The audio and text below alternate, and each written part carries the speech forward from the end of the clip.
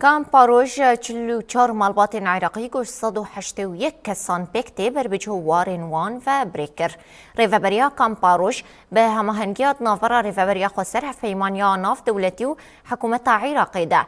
یکم کما فرمی یا پنابرین عراقی و گراند ولاتی وان. کما پنابرین جکامپی درکتن چلو چار مالبات نوش 181 کسان پکتی.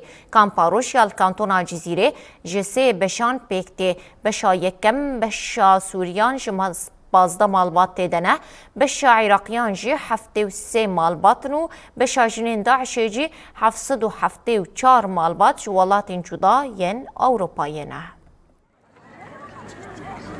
طبعا ها هجماري عراقية كامبيدا 73 مالباتن 619 شخص بون نها هجمارك وطبعا رحلك ظهر وشاز ضب وحبدا وشوا نها رحلة أمكارم بنا رحلة هي كمين نها جبر دركة رحلة نها إيرو دركتي هجماري نها خوسجل عندي سر شونيجي تشلو بينج مالباتا خوسجل عندي صدو هشتي ونه شخصا طبعا حتى وكان هاجي تديت هون بين نها نوع رحلة دس بكريا نخويا هي هجمار باعتبار هناك جي لحظة داوية دجر ياخذ غيرين ناتشن و أفتشونا واجي طبعا قر يعني اختيارية وخوستي خوست هري ناب هات نخوست جلاندن ويا نخوست نشي ما نكام بيدا.